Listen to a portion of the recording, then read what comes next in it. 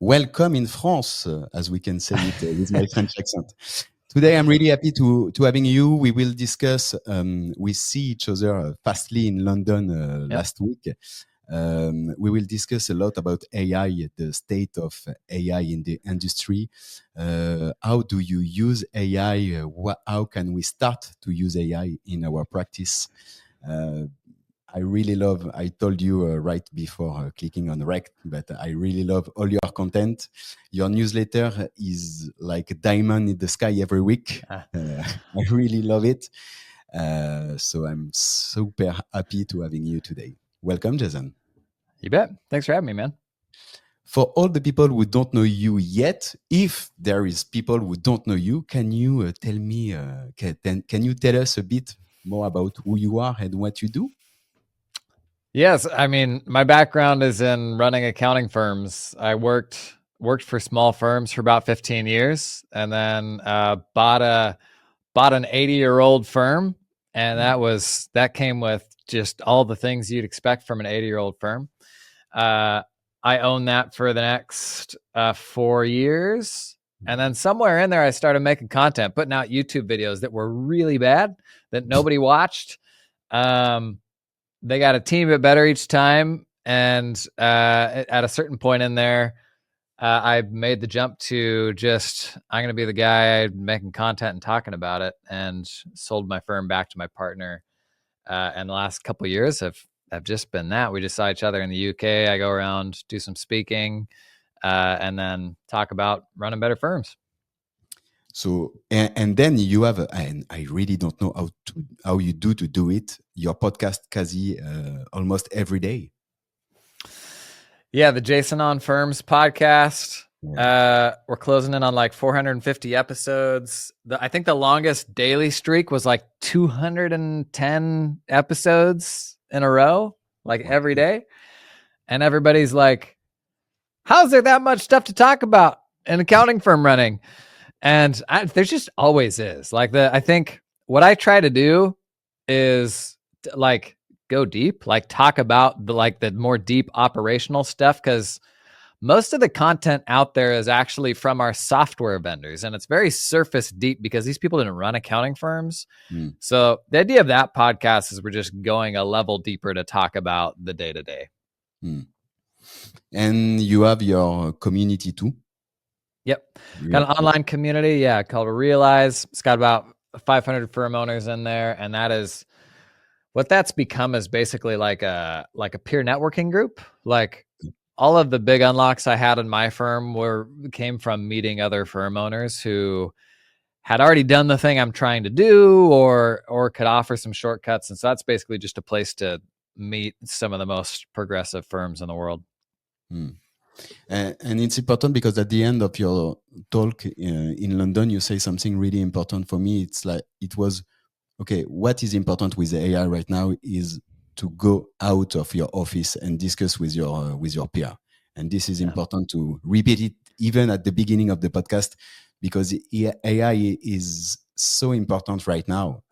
And it's changed, and we will see together what's changed for us, but it changed so many things that, okay, we have to take time, go out of our office and discuss together. And this is what you do with your community, kind of, or part of. That's the idea. I mean, the slowest way to learn anything is by yourself. So, especially with AI and how fast it's changing, the more you can just put yourself alongside other people. In person really helps, because like being in a different environment, it just kind of fires up your brain in a different way. But at the very least, like having those friends where you can riff on ideas, you can hop on a call, like that accelerates your learning so much. Perfect. And for the French who are interested in it, we have, of course, the Accounting Business Club, which is a community like Realize, and we met in real life. And this year we are going in, I think I can say it, last year we were in Morocco, we were in Marrakesh, and this year we are going to Biarritz in the southwest of France. And maybe if you are available, I will send you a message after to let's I will tell you after what I think. Very cool. So you do an in-person meetup every year? Yeah. Awesome. Very, very cool. So let's dig deep. Let's dig in AI. How do you start with AI? For you, not for your film, but why you jump in it directly at the beginning, or maybe earlier, the launch of ChatGPT? Why did I get into it? Like, what got me excited? Yeah. If you were plugged into like playing with ChatGPT in the very, very beginning, that was November of 2022. I still remember, and I don't know if you had this experience, like it was probably the most magical software experience I'd ever had, where it was this black box. You could ask it anything. It would give you a really confident answer, but it was unlike anything else that we'd ever used because it didn't really have boundaries. Like, we were like a week into ChatGPT, and I just been kind of sharing the different testing I'd been doing on Twitter. And at one point I was like, you're going to be an accounting system now, and I'm just going to give you transactions, and you're just going to figure out what the journal entry should be and just give me a trial balance back. And it worked. And I give it 15 transactions in a row, and I'm like, okay, now create a rule for this type of transaction. Anytime I give it to one like this, classify it automatically. And it just kept working and work. And I'm like, what in the world am I looking at here? And then we're like, create an invoice for this or that. And like, it gives you an invoice you can use. And it was just like the most magical thing I had ever seen, because it, unlike every other tool that we use that has a fixed number of buttons and every button does a specific thing, this was like, you kind of just tell it and it just does that. And so that, I don't know, that there was like some curiosity in me that was really appealing to. And it's funny, even in 2025, when you sit people down in front of ChatGPT in your firm, there's going to be people who see it and they're like, where has this been all of my life? This is what I needed. And then there's another group of people that's like, okay, what do I do next? Like, tell me what to put in here. And it just doesn't fire. And for some reason, I loved it. It was like a drug. Mm. And so this is the way you start, and I feel the same when I use it for the first time. I start, and then the only limit I had is my imagination, and that's why it's important to discuss with you and see your video or discuss with peer, because for me, AI, ChatGPT, Claude, or even Perplexity, the only limit you can imagine is only in your brain and its use cases. So how do you, or what can we say to people, for the two kind of people? You have the one who really want to start, and you have the one who see it and don't know how to start to use it. And because we are so, usually we are using software, we know what software do. You have your accounting software, your ERP, your CRM, etc. And you do why you pay for it. But with ChatGPT or with Claude or with Perplexity, this is not the same way of doing it. You have to try saying, how can we start if we don't know by what we start? Oof, it was complicated, my question. No. Hopefully in your firm, you can connect people who are on both sides of that. Okay. So sometimes, and you know this with change management and rolling out new software and all that, there's certain people that are energized by that and certain people that are not. And oftentimes it requires kind of the energy and like the batteries of the people who are energized by it to kind of carry the rest of the squad. Mm-hmm. And in my experience, the best thing you can do to balance that out and try to make it a little more contagious is just create the space to have those conversations and share what you're doing, like every week. Like, I think this has risen to the level of something where like there has to be a touch point. I think in 2024, you were using, AI ChatGPT because you could see it getting good. In 2025, there's now a pretty big delta between the folks who are really effective with it and what they're capable of doing and the folks who aren't. And I was given a talk in Melbourne like a month ago, and one of the other speakers, she was like, I'm no longer willing to employ somebody who can't make effective use of AI to be more productive. Like, it's gotten to that level where it's almost like a core work skill, like words per minute typing, or Microsoft Office proficiency or something like that.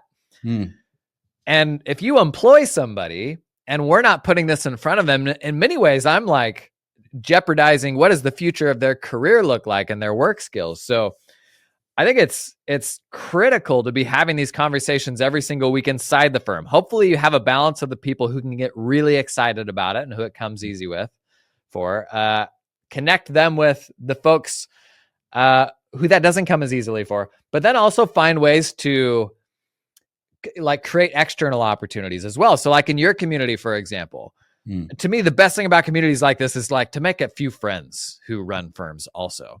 If we're going to do a weekly call, let's do it with this other firm too. Like, let's get out of our kind of group think and tunnel vision. And how can we pull in more external people to help us get ideas as well? And the more you just have these conversations, the more you just pick that stuff up along the way, I think. Love it. So the first advice is to take time to discuss together, but do it every week. And it's really important to do it every week because it's so fast right now. So great advice. I think so. I think the speed at which people are finding new use cases too, if you do it less frequently than a week, you almost forget those things as opposed to being like, hey, what were the quick wins you got this week? Yeah, love it. For me, in my company, we write an email. So right now we have on Slack, but we have a channel on Slack which name is the 1%. And at the end of the week, every member of the team send to the team, okay, this is my 1% of the week. How I use AI to improve myself or improve my content or improve my work. And on Monday morning, we discuss together. We take time on the weekly and we say, okay, this is how I use. You can check it right now. And it's impressive how fast we improve our using of AI. So that's great. I heard a statistic from another speaker who does like facilitation, like she'll meet with firms and kind of bring them along. And they do something like 4 or 6 sessions. And in the first session, the percentage of people who are like, I use it very sporadically, it's like 85%. And only like 4 weeks into this 6-week thing, and she meets with them like once a week, something like, it was like 78% were using it multiple times a day by then. Like, not because anybody was telling them to, but because within 4 weeks, they'd been like, oh, dang, okay, no, I see, actually, I can use it over here, I can use it over there. Accountants, I assume it's the same way in France. Accountants in the States love to have just like a ridiculous number of monitors. Like they take pride in the number of monitors they have because they like being distracted by other things, I guess. But having ChatGPT up on a monitor all day so that you remember that it's there and it can probably help with it. It doesn't take long for folks to get excited about it. Great idea to make a 6-week rendezvous. Love it. Okay. Yeah. And great number. For you who work with a lot of country, or you see what's happened in Australia, in the UK and the US, what is the state of AI in the industry? I think it's been pretty similar everywhere I go. And it's always, with accounting firms, it's always such a huge spectrum. And you and I and the people who will tune into a podcast about running accounting firms, that's such a tiny, tiny percentage of the whole profession, right? And so that's a very, very progressive group, the people that are even having these conversations and consuming content about how to run better firms. And so what I find going to like Digital Accountancy Show, where we were the other day, a conference like that, the people who will turn up is like, it's the 1% of the profession. But even in a room like that, I can say like, who's using ChatGPT? And now probably 2/3 of people raise their hands. So not even within the 1%, you don't have full adoption. But every single month that gets better. Like back in the early days when I was, shouting from the mountaintops that this matters, a tiny, tiny percentage of people were using it. So it's coming around. It's getting more normalized. We understand the security of it. Like there's no longer the fears about client data. Like there's completely secure ways to use it GDPR compliant, all that stuff. So it's come a long ways, but I don't know that one country necessarily stands out among the others. At least in the US, oftentimes the perception is that Australia, New Zealand are ahead of the curve. And I think that was maybe a product of cloud accounting coming earlier there. And a lot of that was due to regulatory stuff, like you could file taxes digitally sooner. And so they had maybe a 5-year head start on like really good cloud tools. But then a lot of folks look at the US, and because of Silicon Valley and tech developments and all that, they think we're super progressive. But the US writes more paper checks every day than like the rest of the world combined. So it's a big spectrum. I think it's an opportunity. Like if you want to get ahead of other folks, like lean into it, and it's not a real high bar. And for you, for the 1%, the top early adopter, what are the best use case with AI? How do they really use AI in the accounting firm? I mean, the super basic one everybody talks about is like writing emails, and I can definitely do that, but I'm kind of bored with that one by now. One thing it does do really well is like kind of tricky things. Like if we're gonna send out a price increase notification or something like that, like it's a lot better than most accountants at writing that sort of thing. The no-brainer for me is meeting recorders, like just to have transcripts of all of your meetings. Imagine if you could go back 10 years and have a transcript for every client meeting, how valuable that would be to have perfect recall. That's really valuable. It's not a new thing. AI just made it a lot better and a lot more searchable too. Like it's not like you don't have to have the exact words right. Like it'll retrieve stuff easier.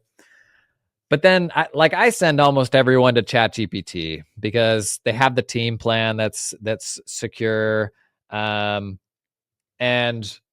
there's like, it's great for research. It's great for a whole bunch of different things, but the power of it is how specific to you it can be. Like how it's really, what are your workflows, the stuff that's a headache for you that the other software platforms don't solve for, because maybe you only have that problem with, one client. Those are the use cases that I think are really cool, but it's also why people have a hard time, like the iPhone had like the camera app, like that was the killer app for the iPhone was the camera app. ChatGPT is really not the same way. AI is not the same way. What makes it compelling is like the very specific to you use cases, like the Excel formula that you need to save you a bunch of time on this thing. Just like the very sort of one-off things I find are the most valuable. One thing I want to share, even with the audience, and I want to review on it. When I read the book from Ron Baker, Time's Up, one page, he say, okay, what is the difference between the consultant and the CPA? Every CPA want to do advice, but it's not as easy as it look. And the consultant know how to do it because they ask question and they give a piece of content of the answer. And with the tools you mentioned with AI to record all the meetings, you can keep it, put it, write a good prompt.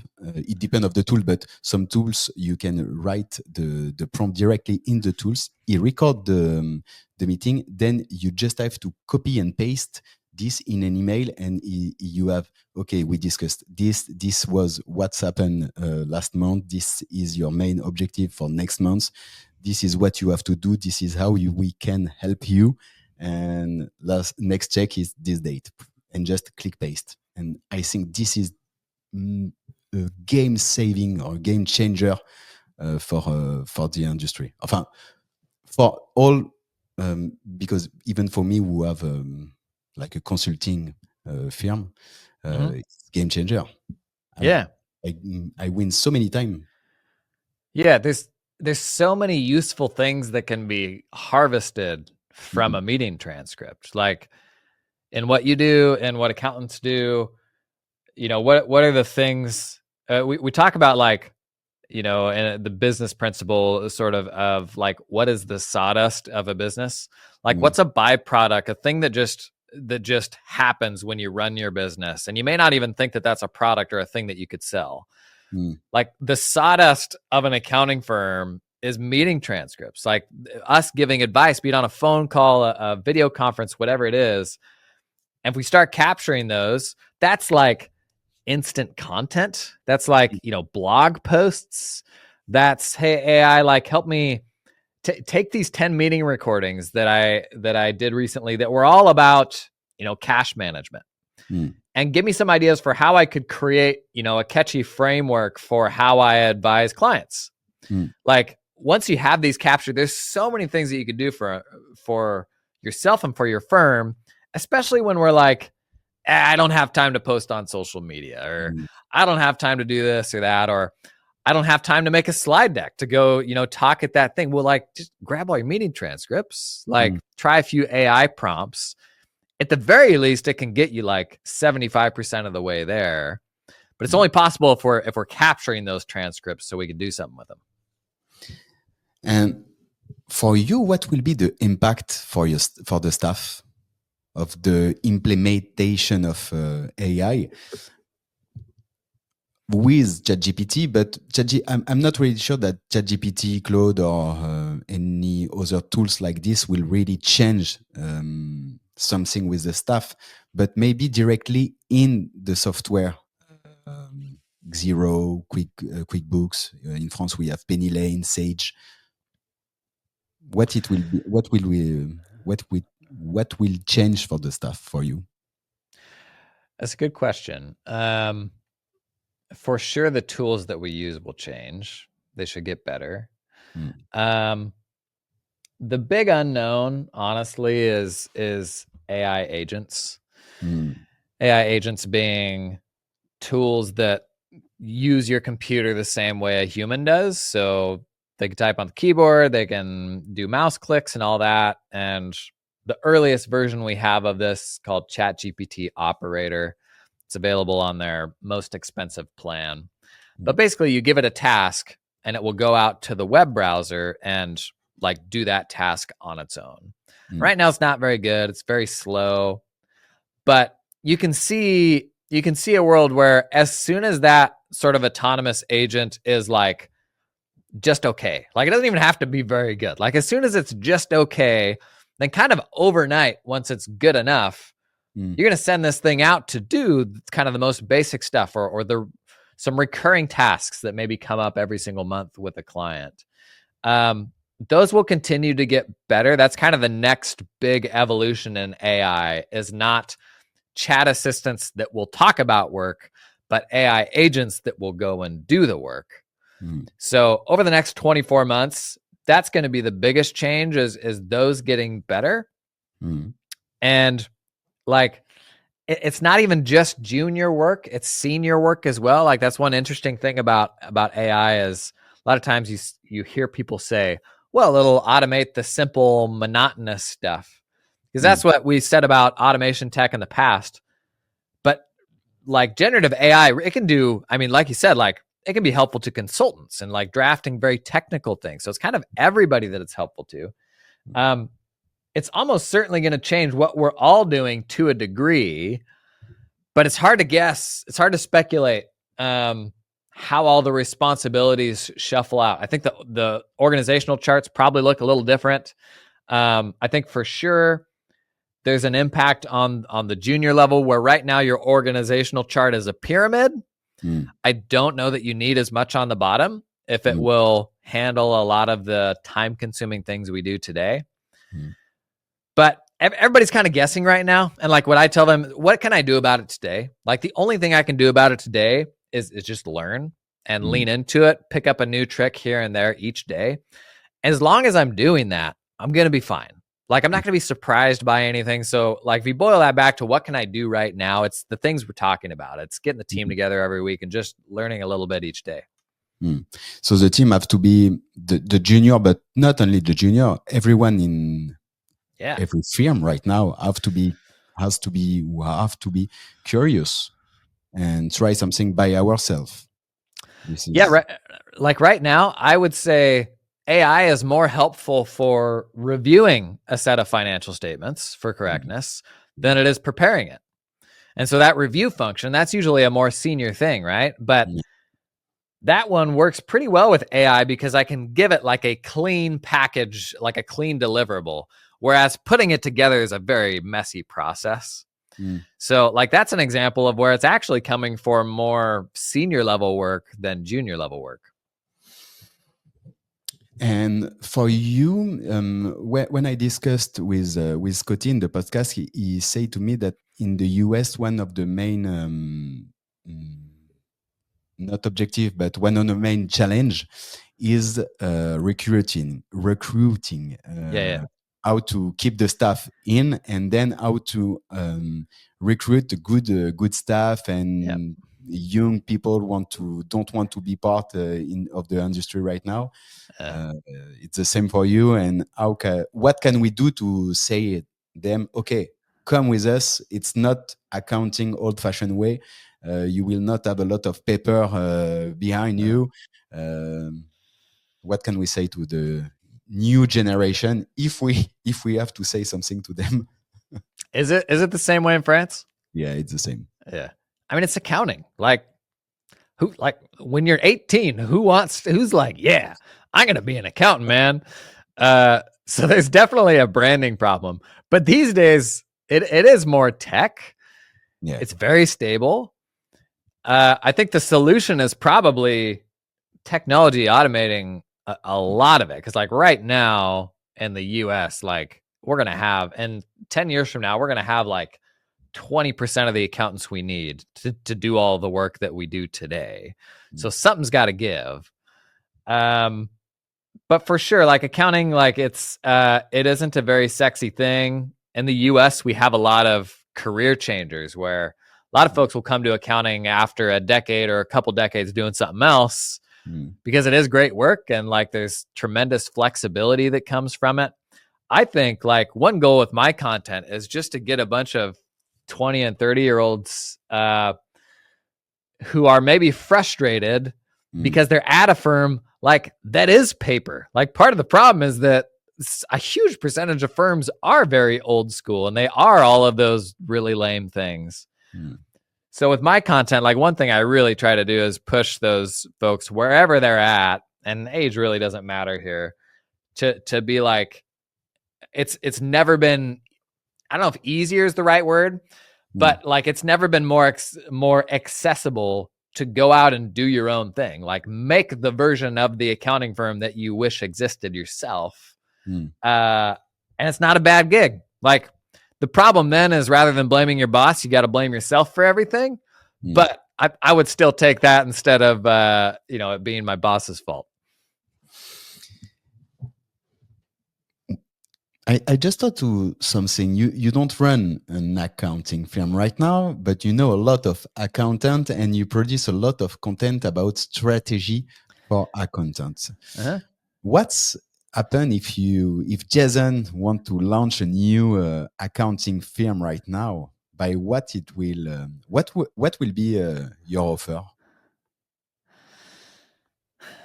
That's a good question. I think I would find, I'm always looking for very hard to solve problems for a very specific type of person.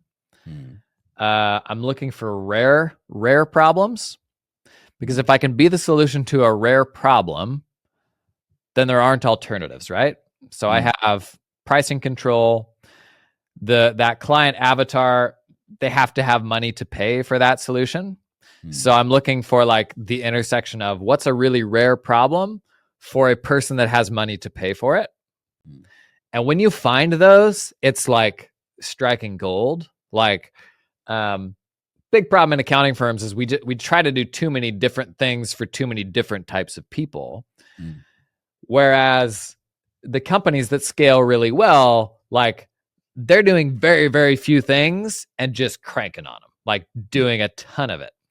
So I get most excited about, who's a very specific type of avatar, like, maybe private airline charters that have, a very specific regulatory headache or something like that. And there's, 700 of them in the United States. Like, how do I get 250 of those? And they pay on average, 40 to 60 grand a year to work with my firm. And like, we're it. Like, we know that stuff better than anybody else. I think the fears there are like, what about the exposure? Like something happens to that industry. I think a really big value to niching down, like getting more specific, is just learning the skill of being able to do that. Because if you can nail that in one industry, you can absolutely do it in another industry. Like you've just built a skill set that's incredibly valuable.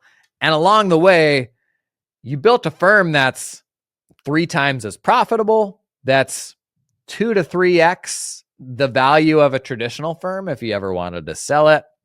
So I'd probably look at something like just very, very specific like that. In a perfect world, something I was really interested in too. So like I would just enjoy hanging out with these people.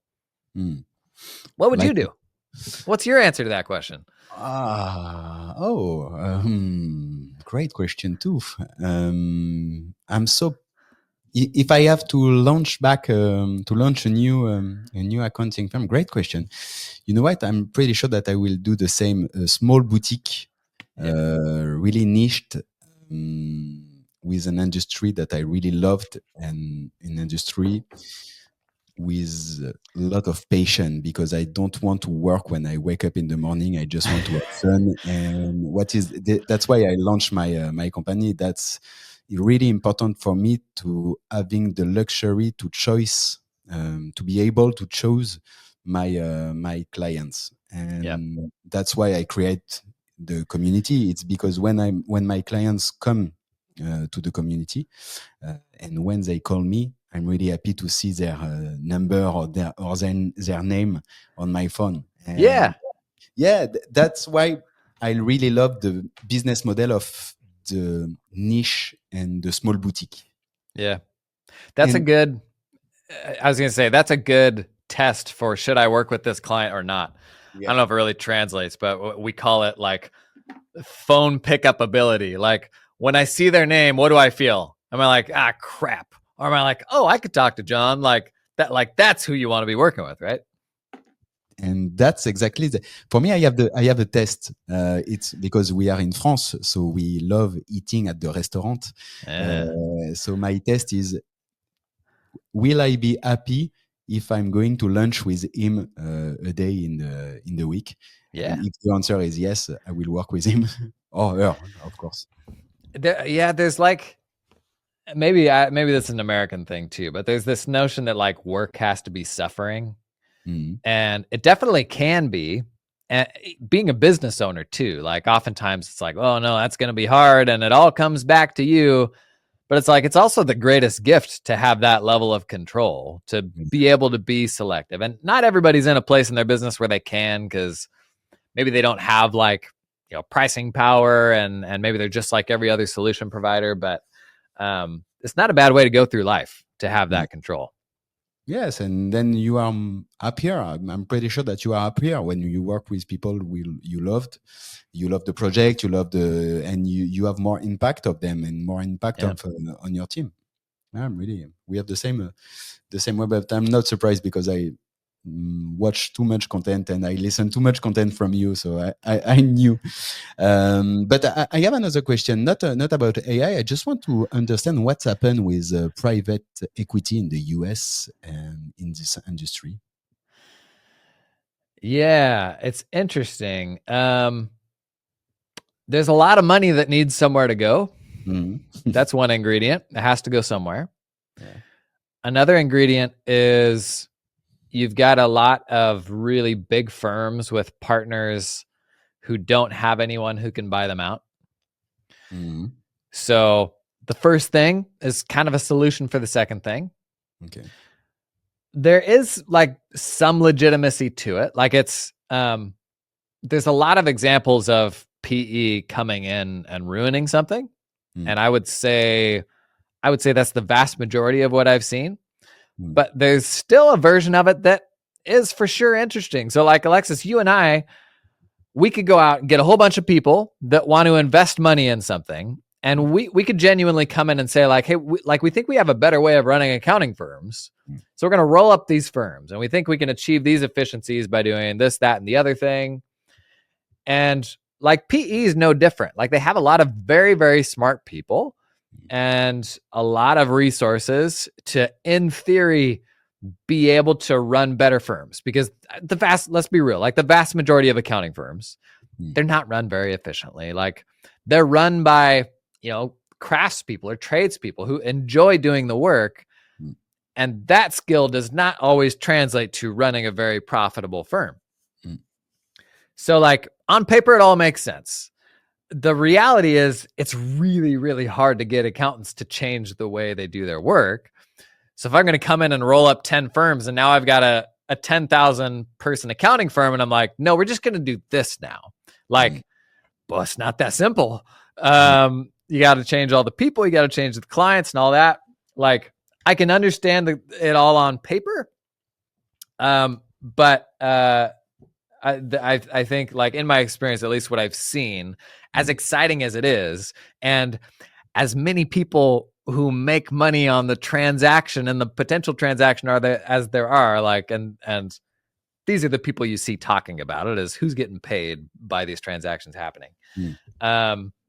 I've seen a lot of it not work well, but I'm sure somebody at some point will do it well. It's a very hard thing to do. It's great to get this feedback, because in France there is a lot of private equity who call me right now, not only me, but it's a big trend. And it's good to have your feedback, because I feel we have the same issue. This is the really human firm. Really, your customer, your clients, your team, and they really don't want to change. Like, okay, we are now 1 + 1 + 1, chop just one, and do this maintenant, do this right now with this software, and it's not happen like this.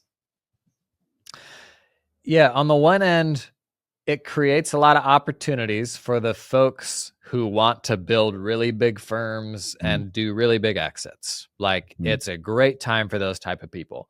On the other hand, I know a lot of people that are picking up great clients from firms that got rolled into PE because the firm kind of went to crap and the client wasn't happy with the service after it got acquired.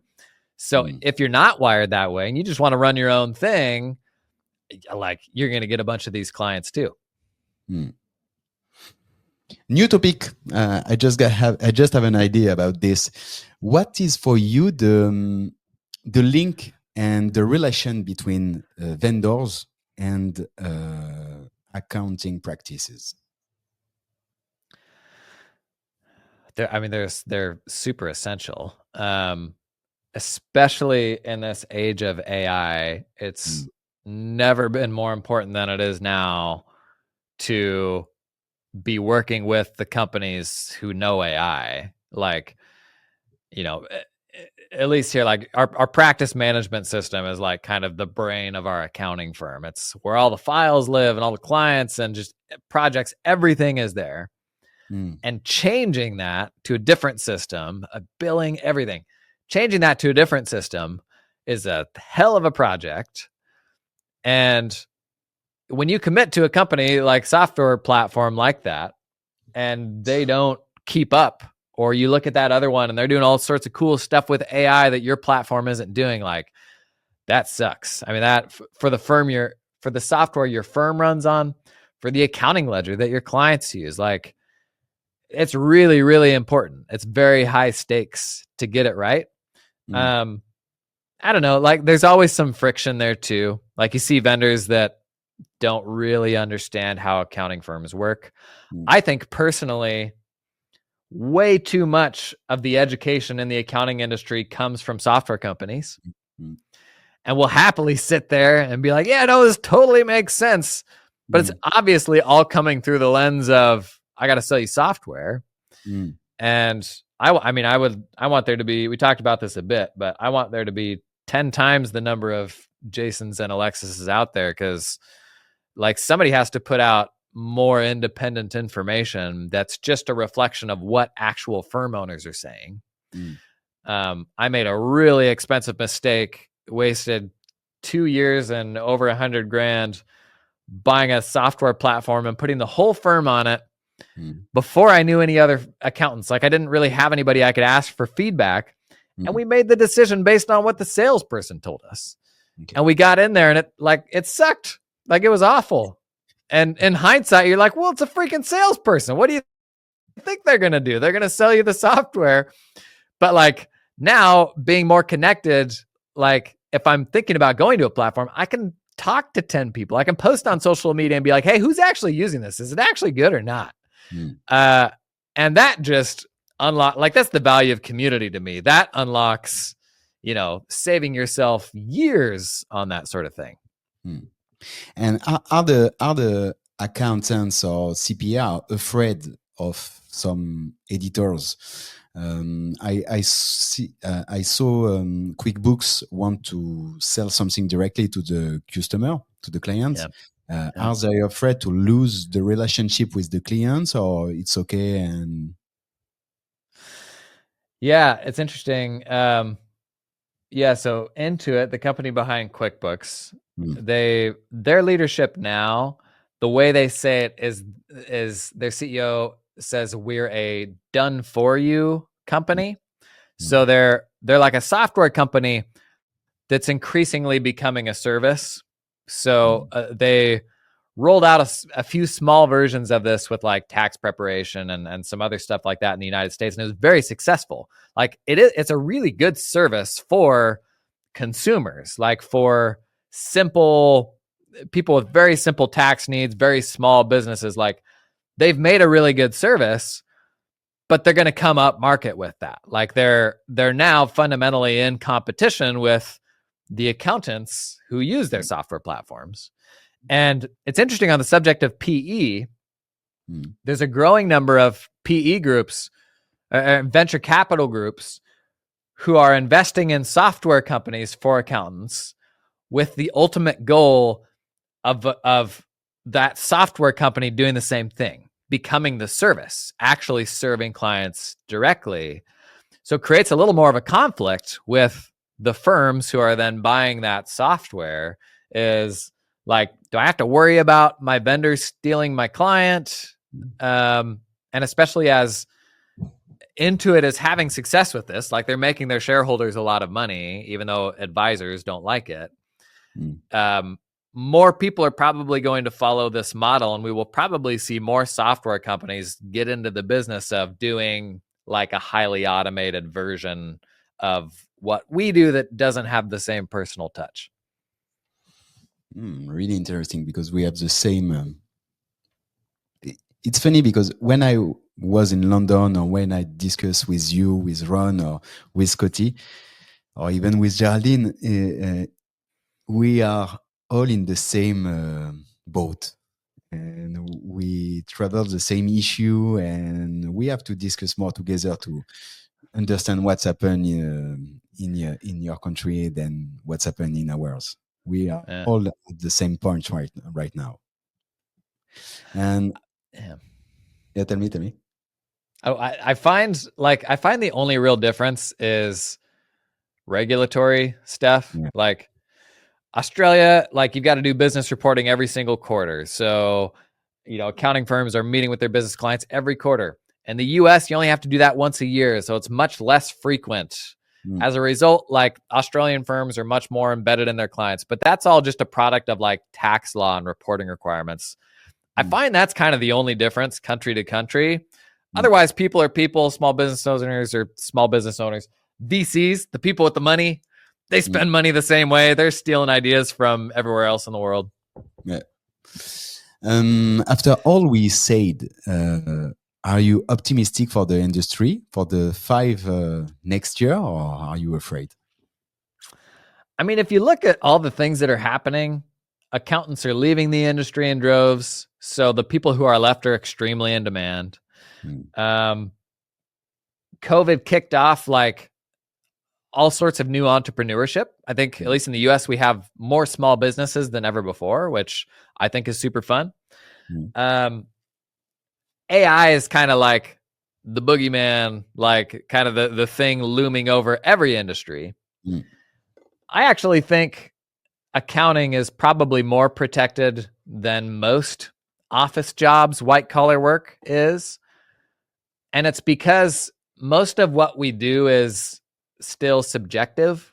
It's not deterministic. Like it's not just procedural.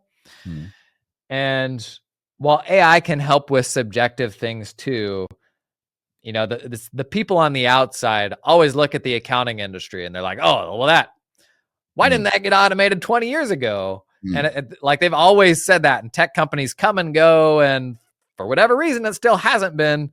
But it's because it's very subjective, like what we do. And so I think like of all the industries that will be impacted by AI, everything will be impacted by AI.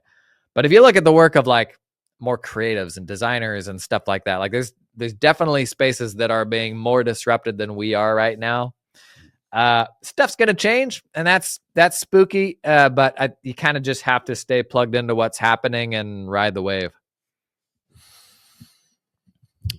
Just to finish, do you have a great book? Because I love the book you recommend every year on your video. What is the best book for you in 2025 if I want to improve my accounting firm? Oh, that's a good question. Blair Ends. Blair Ends? Blair Ends. You know Blair? No. He had a book come out this year called The 4 Conversations. It's about selling professional services work kind of in 2025, where you've got social media, you've got podcasts, you've got these kind of parasocial relationships where people will learn about you online, but you don't know anything about them, and how does that impact how you sell? That was just a super, super practical way of thinking about selling your expertise. Because most of the books that talk about that, like if they're 3 years old now, they're out of date. Like so much has changed with how people learn. Like everybody, I mean, there was a time when people were like, well, my clients, they're not online. I mean, everyone these days spends their idle moments scrolling an algorithm. And they go home at night and they watch a show based on what an algorithm recommends. So like how we learn, what we consume, it's changed so much in the last 5 years. I don't know if y'all experienced this in France. There's like so much tax advice and accounting advice on TikTok that's just really, really bad. And so accounting professionals are just like constantly getting these emails from clients. They're like, no, stop it. No, that's not how that works. So like somehow we got to figure out how to play the game. And I don't want to dance on TikTok. And like, I'm already much more outgoing than most accountants are. So like, how do we coexist in this really weird world and put our expertise out there? It's funny because we have the same, as always, in France, there is a lot of advice on TikTok. If you want to create your company, do that, and then you will not pay any tax and that. Right, yeah. And the same people after you see a post like, I have a tax issue. I didn't know we can create a company in France. There is too much taxes. Okay, but stop watching advices on TikTok and just talk to people that have the real experience. Maybe it's good for business, like because somebody's got to go back and fix all that, right? Yeah, that's what some CPA told me, because in France we have CPA firm only online, which paid something like 50 euros per month to have all your balance sheet, etc. So it's really cheap, and every CPA are like, I don't it's not really accounting, and we don't do the same. But at the end, and obviously this online firm make a lot of advertising on Facebook, on Instagram, even on TikTok, and so the price right now for the creators, it's when they call a CPA, it's okay, it's 50 or 100 euro max. For me, it's a lot. I don't want to pay more than this, because I see on Instagram an accountant. And we have a real issue of what is the image and where is the value of what we do. And so a lot of accountants or CPA have to go on social media and create content and explain why we have to work with them, explain their expertise.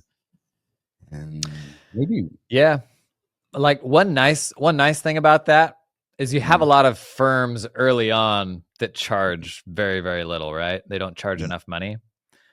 We have the same thing in the United States, and those services keep coming up market. So maybe it's 50 euros this year, but like next year it's a little more, it's a little more, it's a little more. I would say it's actually increased the floor, like the minimum of what firms ought to be charging. And if they want something that costs that, I'll send them straight to that service. I'll say, go use that. I'll see you in a year when you come back. And then we can talk again when you have a better understanding of the value. Because sometimes people just have to learn that to believe it. Yeah, it's an educational way.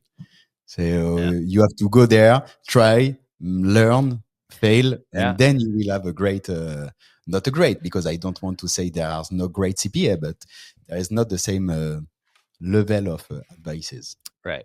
Yep. So Jason, you was in London, you was in Melbourne, you live in the US. When are you coming in France? This is the real question.